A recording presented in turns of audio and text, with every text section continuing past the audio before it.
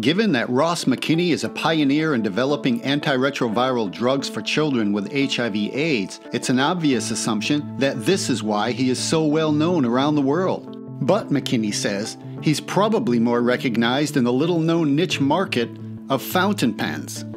I began using fountain pens when I was an undergraduate at Dartmouth College, and I got used to having ink all over my fingers. I began getting old fountain pens to fix up, and I've been doing it now for more than 20 years. He even has a website where he sells his refurbished vintage quills. I had to get rid of them because they began to build up and accumulate. Fountain pen fame aside, McKinney certainly is revered for his work with antiretroviral drugs for pediatric patients.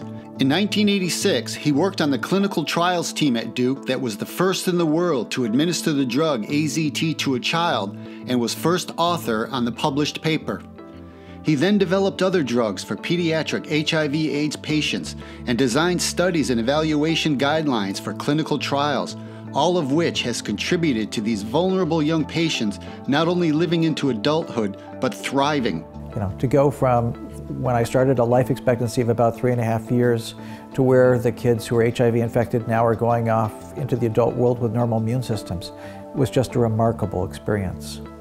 And McKinney has made a difference in other ways as well. He helped lead the effort to get pediatric infectious diseases classified as an official subspecialty and promoted it as chair of the Infectious Disease Subboard of the American Board of Pediatrics.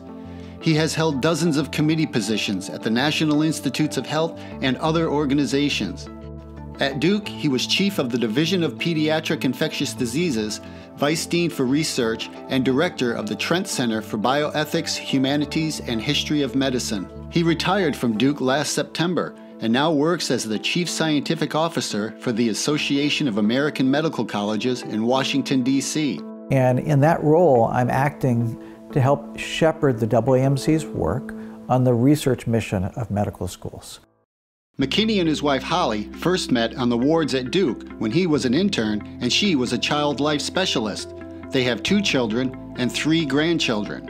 In addition to restoring fountain pens, McKinney likes to sing. Most of my singing these days is just for myself. On the east side of town, at the foot of the hill. After a nearly 40-year Duke career, McKinney said he still is especially grateful to former chair of pediatrics, Sam Katz, who brought him here.